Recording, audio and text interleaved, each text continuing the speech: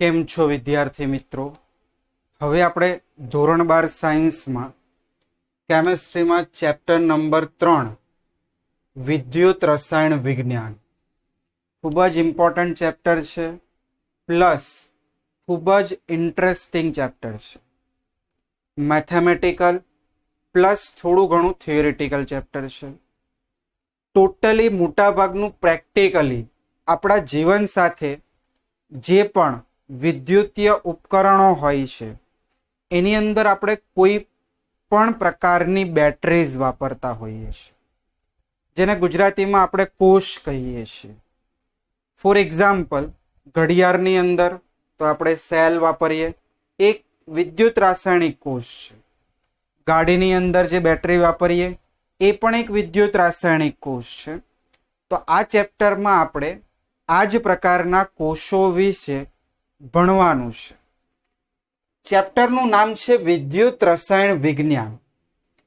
એટલે એવું વિજ્ઞાન કે જેમાં વિદ્યુત અને રસાયણ બંને સંકળાયેલું હોય. વિદ્યુતીય ઉર્જાનું રાસાયણિક ઉર્જામાં રૂપાંતર થાય અને એનાથી વિરુદ્ધ રાસાયણિક ઉર્જાનું વિદ્યુત ઉર્જામાં રૂપાંતર થાય. તો આ ચેપ્ટરની અંદર આપણે બે પ્રકારના કોષો ભણવાનું થશે. તો પહેલા હું તમને એનું થોડું ઇન્ટ્રોડક્શન આપું છું. કયા બે પ્રકારના કોષો ભણવાનું થશે? તો પહેલું અહીંયા લખ્યું જ છે વિદ્યુત રાસાયણિક કોષ, અને જે બીજો કોષ આપણે આ જ ચેપ્ટરમાં આગળ ભણવાનું છે જે છે વિદ્યુત વિભાજ્ય કોષ. તો બંને વચ્ચેનો ડિફરન્સ પહેલા આપણે ક્લિયર કરીએ તો ચેપ્ટર ભણવાની આપણને મજા આવે. તો જો ડિફરન્સ શું છે? પોઈન્ટ નંબર 1 આપણે એનો સિદ્ધાંતની વાત કરીએ તો વિદ્યુત રાસાયણિક કોષ આપણે ધોરણ 11 ચેપ્ટર નંબર 8 રેડોક્સ પ્રક્રિયા એમાં છેલ્લો ટોપિક ભણ્યા હતા, વિદ્યુત રાસાયણિક કોષ, જેના બીજા નામ શું હતા? ગેલ્વેનિક કોષ, વોલ્ટેઇક કોષ અથવા ડેનિયલ કોષ કીધો હતો. ઝિંક એઝ અ એનોડ લીધું હતું, કેથોડ ઉપર કોપર લીધું હતું, ક્ષાર સેતુ, બધું ક્લિયર છે. તો વિદ્યુત રાસાયણિક કોષનો મુખ્ય સિદ્ધાંત શું હોય છે? તો મુખ્ય સિદ્ધાંત હોય છે રાસાયણિક ઉર્જાનું વિદ્યુત ઉર્જામાં રૂપાંતર. આપણી ઘરે જે પણ સેલ હોય એ સેલને તમે કદી ખોલ્યા છે, તોડ્યા છે, અંદર શું નીકળે? તો તમે ટ્રાય કરજો. સેલને જ્યારે આપણે અંદરથી ખોલીએ છીએ તો અંદરથી કેમિકલ્સ નીકળે છે, એટલે કે રસાયણ નીકળે છે. એ રસાયણો વચ્ચે કઈક પ્રક્રિયા થાય છે, રાસાયણિક પ્રક્રિયા, અને જેના કારણે ગિબ્સની મુક્ત ઉર્જા ઉત્પન્ન થશે. અને એ ગિબ્સ મુક્ત ઉર્જાનું ડાયરેક્ટ આપણે કન્વર્ઝન શેમાં કરીએ છીએ? વિદ્યુતીય ઉર્જામાં. તો અહીંયા વિદ્યુત રાસાયણિક કોષનો સિદ્ધાંત આવશે રાસાયણિક ઉર્જાનું વિદ્યુત ઉર્જામાં રૂપાંતર. આ પહેલો પોઈન્ટ, એનો સિદ્ધાંત. તો વિદ્યુત વિભાજ્ય કોષ જે તમે ધોરણ 10 સુધી ભણ્યા છો કે એનોડ કેથોડ લીધા, ઉપર આપણે બેટરી જોડી દીધી અને વિદ્યુત પ્રવાહ પસાર કર્યો, એટલે અંદર પ્રક્રિયાઓ થશે. જો વિદ્યુત પ્રવાહ બંધ કરી દો તો પ્રક્રિયા નહીં થાય. એટલે વિદ્યુત વિભાજ્ય કોષમાં આપણે શું કરીએ છીએ? વિદ્યુત પ્રવાહ આપીએ છીએ, વિદ્યુતીય ઉર્જા આપીએ છીએ અને રાસાયણિક પ્રક્રિયા થાય છે. તો આની અંદર સિદ્ધાંત આના કરતા ઊંધો આવશે. તો શું આવશે? અહીંયા વિદ્યુત વિભાજ્ય કોષમાં વિદ્યુતીય ઉર્જાનું રૂપાંતર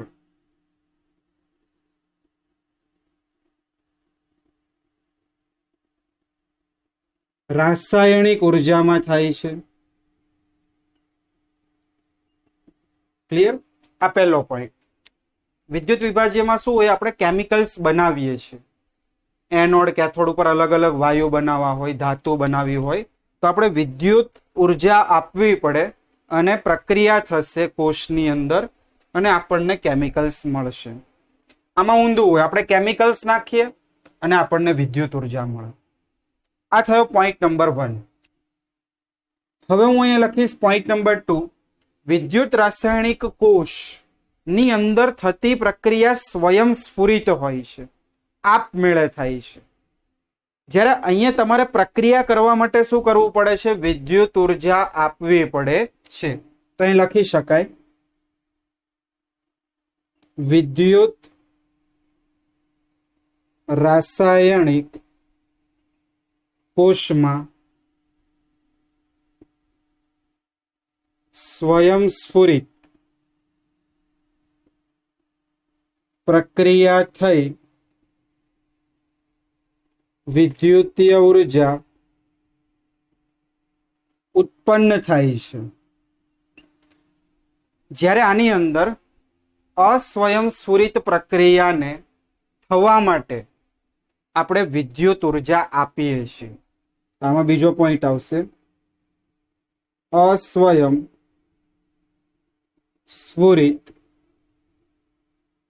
પ્રક્રિયા થવા માટે વિદ્યુતીય ઉર્જાની જરૂર પડે છે. ત્રીજો અગત્યનો પોઈન્ટ, આની અંદર વિદ્યાર્થી મિત્રો ઘણા બધા ભૂલો કરે છે. કારણ કે ધોરણ 10 સુધી તમે ફક્ત વિદ્યુત વિભાજ્ય કોષ જ ભણ્યા છો અને જેવું વિદ્યુત વિભાજ્ય કોષ આવે એટલે મગજમાં તમને એવું જ આવે કે એનોડ ઉપર ધન વિદ્યુત ધ્રુવ અને કેથોડ ઉપર ઋણ વિદ્યુત ધ્રુવ. પહેલા તો જો બે પ્રકારના વિદ્યુત ધ્રુવો હોય, એનોડ અને કેથોડ. ક્લિયર?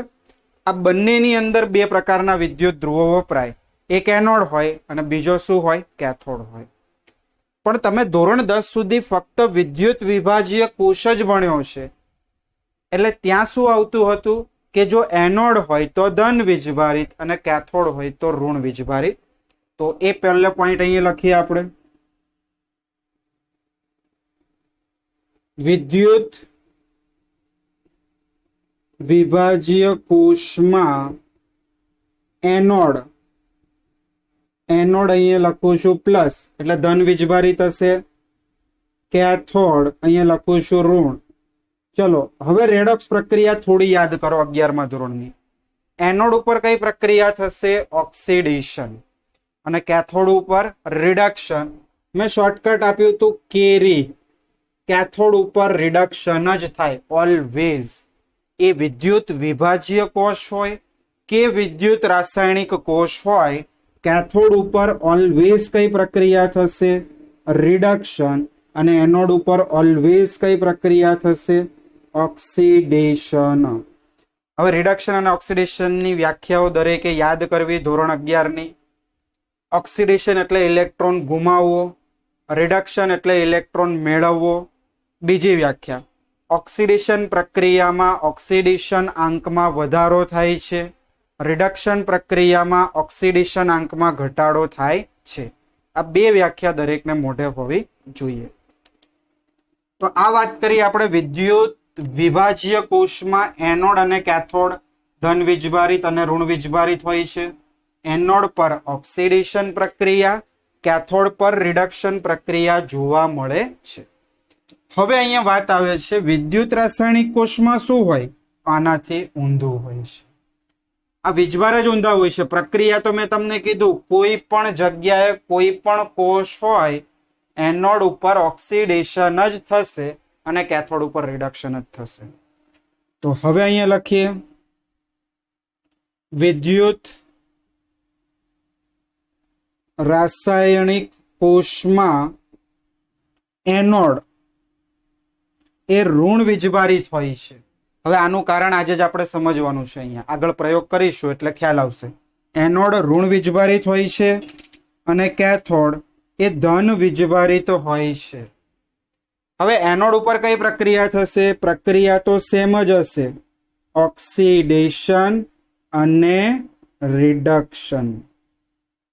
ક્લિયર? તો બેઝિક કેટલાક પોઈન્ટો છે. તો વિડીયોને પોઝ કરીને પહેલા આ પોઈન્ટો લખી નાખો, પછી આપણે ધોરણ 11 ની અંદર જે કોર્સ ભણ્યા છે વિદ્યુત રાસાયણિક કોર્સ એ જ અહીંયા આપણે ભણવાનો છે, પણ થોડું અંદર ડીપમાં સમજવાનું છે. લખી નાખો આને.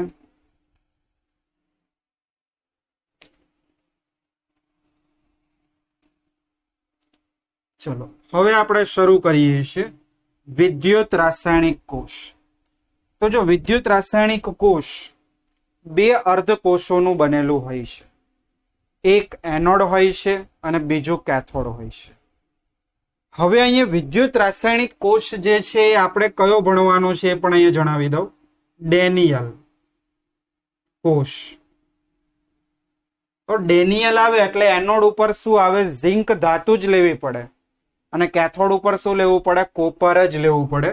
તો એ બ્રેકેટમાં લખી આપું છું. ડેનિયલ હોય તો એનોડ વિદ્યુત ધ્રુવ ઝિંકનો હોય અને કેથોડ વિદ્યુત ધ્રુવ કોપરનો લેવો. આપણે ધોરણ 11 માં ભણી ગયા છે. ક્લિયર? વિદ્યુત રાસાયણિક કોષના બીજા નામ ચોપડીમાં આપ્યા છે. ગેલ્વેનિક કોષ અથવા વોલ્ટેઇક કોષ પણ કહીએ છીએ. હવે આની પહેલા તો હું તમને રચના સમજાવું છું. તો જો એનોડ પર ઝિંકનો સળિયો, તો એક પાત્ર આપણે લીધું. આ પાત્રની અંદર 1 મોલર ZnSO4 નું દ્રાવણ ભરવામાં આવે. 1 મોલર ઝિંક સલ્ફેટનું જલીય દ્રાવણ,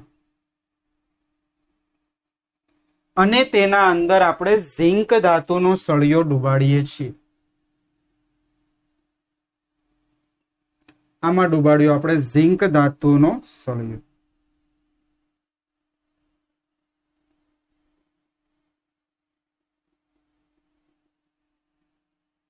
આ ઝિંક ધાતુનો સળિયો શેના તરીકે વર્તે છે? એનોડ તરીકે. તો અહીં લખી દીધું આપણે એનોડ. આ બીકર નંબર એ છે. ચલો આની અંદર આપણે ભરી દઈએ ZnSO4 નું જલીય દ્રાવણ.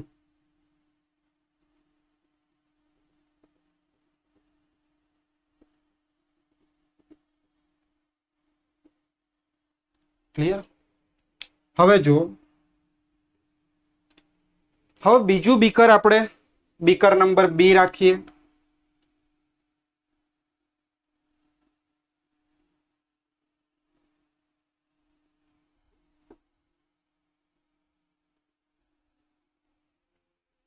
બીકર નંબર બી ની અંદર આપણે કોપર ધાતુનો સળિયો ડુબાડીએ છીએ, અને તેમાં જે જલીય દ્રાવણ ભરીએ છીએ તે શું હોય છે? 1 મોલર CuSO4 નું જલીય દ્રાવણ. કોપર સલ્ફેટ, કોપર નાઇટ્રેટ કોઈ પણ લઈ શકાય. Cu+2 આયન હોવો જોઈએ. અને તેમાં આપણે કોપર ધાતુનો સળિયો શેના તરીકે ડુબાડીએ છીએ? કેથોડ તરીકે લેવામાં આવે છે. તો અહીંયા લખીએ કોપરનો સળિયો કેથોડ તરીકે. હવે ધ્યાનથી સમજજો કે આપણે હજી અહીંયા ધન ધ્રુવ ઋણ ધ્રુવ લખ્યું નથી. કઈ રીતે ધન ધ્રુવ અને ઋણ ધ્રુવ બને છે રિએક્શન દ્વારા સમજીશું. આમાં ભરી દીધું આપણે કોપર સલ્ફેટનું 1 મોલર જલીય દ્રાવણ. હું આ બધી પ્રમાણિત સ્થિતિનો ઉપયોગ કરું છું. 298 કેલ્વિન તાપમાન છે. આ બીકર નંબર બી છે. હવે આના પછીનું સ્ટેપ શું હતું? તો આપણે એનોડમાં આ જે વિદ્યુત ધ્રુવ છે, ધાતુનો સળિયો છે, ત્યાંથી વાયર વડે આપણે કેથોડને જોડી દઈએ છીએ, અને વચમાં આપણે શું રાખ્યું હતું? વોલ્ટમીટર અથવા એમીટર. આવી રીતે અહીંયા જોડી દીધું, જે અહીંયા આપણને વોલ્ટેજનું માપન કરાવે છે અને એની દિશા બતાવે છે. ક્લિયર? આ થઈ ગઈ એની ડિઝાઇન. આ ઉપરાંત એક વસ્તુ હજી હતી આમાં, યાદ કરો. ક્ષાર ક્ષેત્ર. આ બંને બીકરોને જોડવાનું કામ ક્ષારક સેતુ કરે છે. તો બંને બીકરના જે દ્રાવણો છે એને જોડવાનું કામ કોણ કરે છે? ક્ષારક સેતુ. જે વિદ્યુતીય તટસ્થતા જાળવી રાખે છે. અહીંયા ગ્લાસ વૂલ એટલે કે રૂના પૂમડા જોડાયેલા હતા અને આને કીધું તો આપણે ક્ષાર સેતુ. ક્ષારક સેતુમાં આપણે NH4Cl, NH4NO3, KCl વગેરેની અગર અગર નામના પદાર્થ સાથે પેસ્ટ બનાવીને, લુગદી બનાવીને ભરી દેવામાં આવે છે અને આ રીતનું આખું આપણે એક સેટઅપ તૈયાર કરવું. ક્લિયર?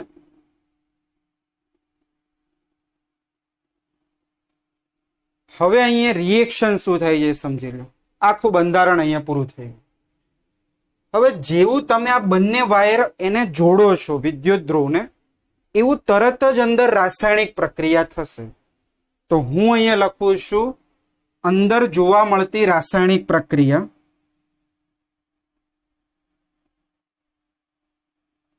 કઈ રાસાયણિક પ્રક્રિયા થાય છે? તો જો મેં તમને અગાઉ કીધું તો એનોડ ઉપર ઓક્સિડેશન અને કેથોડ ઉપર રિડક્શન થશે. આ એનોડ લઈ લઈએ પહેલા. એનોડ. હવે એનોડ ઝિંક ધાતુનો સળિયો છે. હવે ધાતુ એટલે ઘન પદાર્થ. ઝિંકના પરમાણુઓ આમાં ઘણા બધા હશે, અસંખ્ય પરમાણુઓ અહીંયા હશે. આ ઝિંકના બધા પરમાણુઓ. હવે રિએક્શનમાં શું થાય છે? ઝિંક ધાતુનો કોઈ એક પરમાણુ, આ સોલિડ બતાવ્યું, આ ઝિંક ધાતુનો પરમાણુ, ચલો હું આવી રીતે આખી રિએક્શન બતાવું. આ ઝિંક ધાતુનો એક પરમાણુ એ શું બનાવે છે? Zn+2 અને 2 ઇલેક્ટ્રોન મુક્ત કરે છે. આ 2 ઇલેક્ટ્રોન ઉપર વહન પામે છે. આવી રીતે ઘણા બધા 2 ઇલેક્ટ્રોન મુક્ત થશે. એટલે અહીંયા થઈ ગયું Zn+2. આ Zn+2 દ્રાવણમાં દાખલ થાય છે. આવી રીતે ઘણા બધા Zn+2 શું થશે? દ્રાવણમાં દાખલ થશે અને અહીંયાથી ઇલેક્ટ્રોન ઉત્પન્ન થઈને આ વાયર મારફતે ઇલેક્ટ્રોન આગળ વધે છે. તો અહીંયા મેં લખ્યું +2 ઇલેક્ટ્રોન. આ પ્રક્રિયાને આપણે શું કહી શકીએ? તો ઓક્સિડેશન. કેમ ઓક્સિડેશન કીધું? કારણ કે અહીંયા ધાતુ પરમાણુમાંથી ઇલેક્ટ્રોન મુક્ત થયા. ઇલેક્ટ્રોન મુક્ત થવાની પ્રક્રિયાને શું કહેવાય? Oxidation. Clear? Beaker number A ની અંદર ઝિંક ધાતુમાંથી Zn+2 આયન દ્રાવણમાં દાખલ થાય છે અને જે આ એનોડ વિદ્યુત ધ્રુવ છે તે ઇલેક્ટ્રોન દ્વારા કેવો બની જાય છે? ઋણ વીજભારિત. જો અહીંયા એનોડ ઉપર ઇલેક્ટ્રોન છૂટા પડવા મળ્યા એટલે આ એનોડ અહીંયા આપણે કેવો લઈએ છીએ? ઋણ વીજભારિત. ક્લિયર થયું? આગળ મેં તમને કીધું હતું, કારણ સમજાવીશ. આ જેનું કારણ. વિદ્યુત રાસાયણિક કોષમાં એનોડ ઋણ વીજભારિત હોય છે કારણ કે આ રિએક્શન થાય છે, ઇલેક્ટ્રોન મુક્ત થાય છે, વિદ્યુત ધ્રુવને ઋણ વિદ્યુત ધ્રુવ બનાવી દે છે. હવે આ ઇલેક્ટ્રોનનું વહન આગળ આ વાયર મારફતે થાય છે અને એ મીટરમાં કંઈક તમને વિદ્યુત પ્રવાહ જોવા મળશે. હવે જો અહીંયા લખી દઈએ આપણે ઇલેક્ટ્રોનની દિશા. ઇલેક્ટ્રોનના વહનની દિશા થશે આ.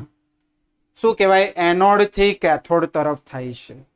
ઇલેક્ટ્રોનના વહનની દિશા એનોડ થી કેથોડ તરફ થાય તો વિદ્યુત પ્રવાહની દિશા કેવી હોય? ઇલેક્ટ્રોનના વહનની ઊંધી દિશા. એટલે આમાંથી જે વિદ્યુત પ્રવાહ ઉત્પન્ન થતો હશે એની દિશા હું લખું છું. આ દિશા આવશે.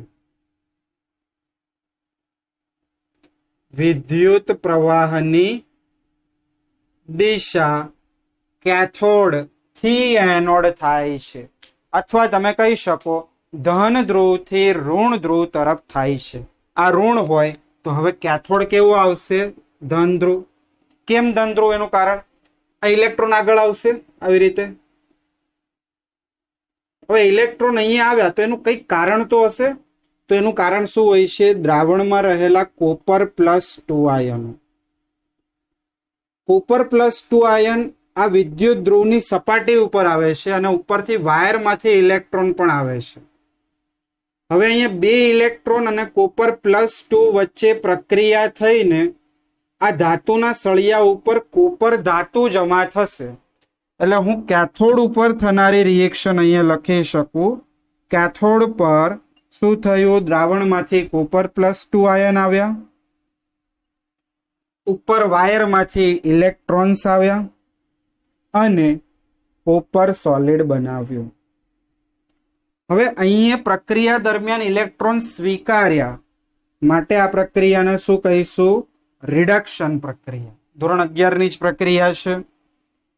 હવે અહીંયા બંનેનો સરવાળો કરીએ અને સરવાળો કરતા આપણને શું મળશે? અહીંયા કોષ પ્રક્રિયા. તો ડેનિયલ કોષની કોષ પ્રક્રિયા શું થશે? આ બે ઇલેક્ટ્રોન ઉડી ગયા, આનો સરવાળો કરો.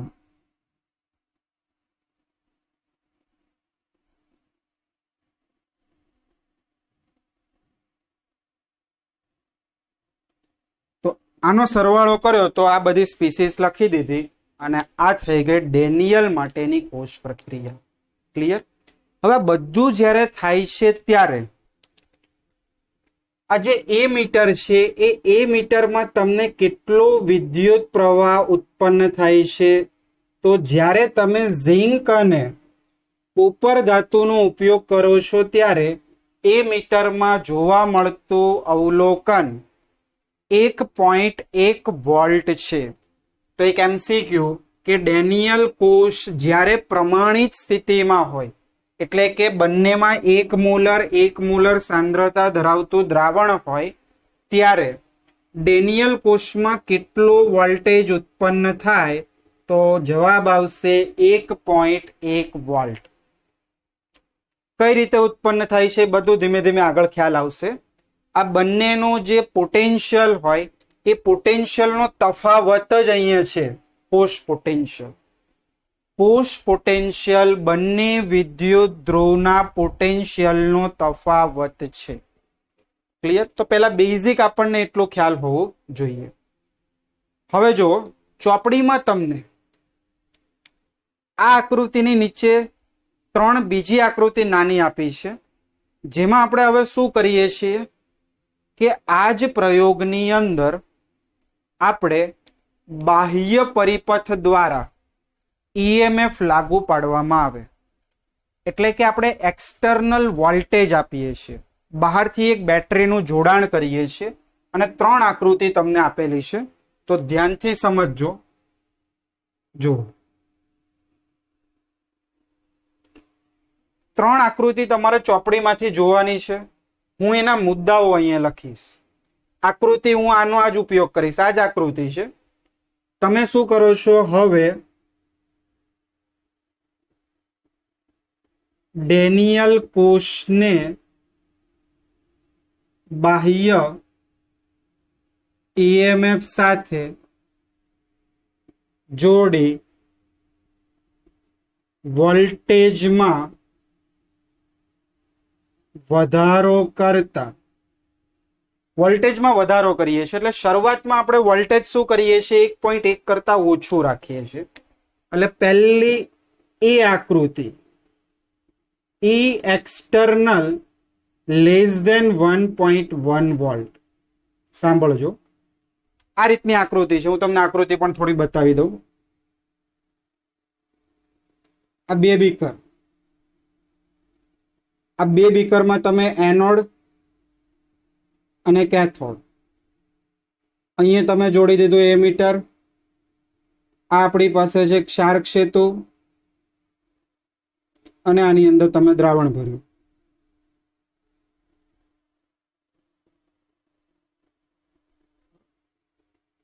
આ zinc, copper minus plus, anode, cathode, ZnSO4 1 molar અને CuSO4 1 મોલર. આ રીતની ડિઝાઇન છે આપણી પાસે. હવે અહીંયા તમને ખ્યાલ છે કે અહીંયા આપણને વોલ્ટેજ કેટલો મળે છે? 1.1 વોલ્ટ ઓલરેડી બેટરીમાંથી મળે છે. હવે તમે બાહ્ય બેટરી અહીંયા જોડી આવી રીતે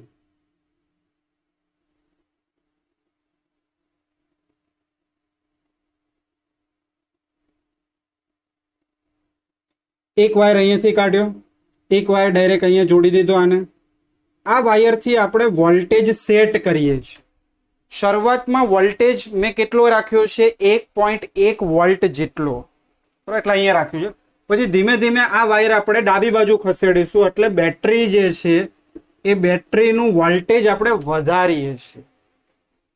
તો શરૂઆતમાં જ્યારે એક્સટર્નલ વોલ્ટેજ 1.1 કરતા ઓછો હોય છે ત્યારે આની આ જ પ્રક્રિયાઓ, બધી વસ્તુ આની આ જ થાય છે. તો મેઇન અવલોકન અહીંયા લખું છું. 1 વોલ્ટેજ જ્યારે 1.1 કરતા ઓછો હોય, કયો? એક્સટર્નલ, ત્યારે આ જ રીતની વસ્તુ જોવા મળે. ઇલેક્ટ્રોનની દિશા એનોડ થી કેથોડ હોય છે. તો અહીં લખીએ, ઇલેક્ટ્રોનની દિશા એનોડ થી કેથોડ હોય છે. ચલો વિદ્યુત પ્રવાહની દિશા આકૃતિમાંથી જુઓ. વિદ્યુત પ્રવાહની દિશા, તો વિદ્યુત પ્રવાહની દિશા શું હોય છે? કેથોડ થી એનોડ. દિશા કેથોડ થી એનોડ હોય છે. આ પહેલું અવલોકન. બીજું અવલોકન જુઓ. અહીંયા તમે આ રીતની રચના કરી, થોડો સમય માટે પ્રક્રિયા થવા દીધી, એટલે શું થશે? ઝિંક ધાતુ ના સળિયા ઉપર રહેલી ઝિંક ધાતુ દ્રાવણમાં ઓગળશે અને કોપર ધાતુ એ કોપરના સળિયા ઉપર નિક્ષેપિત થશે, જમા થશે. તો બીજો પોઈન્ટ અહીં લખી શકાય આપણે, ઝિંક ધાતુના સળિયા પરથી ઝિંક ધાતુ ઓગળે છે તથા કોપર એટલે કે કેથોડ, કેથોડ પર કોપર ધાતુ નિક્ષેપિત થાય છે. આવી રીતે તમને 3 આકૃતિની નીચે 2 પોઈન્ટ આપ્યા છે. આ પહેલી આકૃતિ આપણે પૂરી કરી. જ્યારે એક્સટર્નલ વોલ્ટેજ 1.1 કરતા ઓછું હોય ત્યારે આ જ રીતની કન્ડિશન હોય છે, એટલે આ જ રીતની પ્રક્રિયા થાય છે અને આ 2 પોઈન્ટ લખી શકાય. ક્લિયર? હવે આના કરતા હું એક વધારે લઈ લઉં, એટલે આનાથી બધું અપોઝિટ આવશે અને પછી બરાબર લઈ લઈએ. પણ ચોપડીમાં જે સી આકૃતિ છે એ ધ્યાનમાં લઈ લો. સી, અહીંયા મેં લેસ ધેન નું શું કર્યું? Greater than. બરોબર? એટલે આ જે વાયર છે એને સાવ અહીંયા હાઈ વોલ્ટેજ આપી દીધું, 1.1 કરતા પણ વધારે વોલ્ટેજ આપ્યું. એટલે અહીંયા શું થાય છે? હવે બધી જ રિએક્શનો ઉલટાઈ ગઈ. બધી જ રિએક્શનો ઉલટાઈ ગઈ એટલે ઇલેક્ટ્રોનની દિશા શું થઈ ગઈ? કેથોડ થી એનોડ થઈ ગઈ. અને વિદ્યુત પ્રવાહની દિશા શું થઈ ગઈ? અહીંયા એનોડ થી કેથોડ થઈ ગઈ.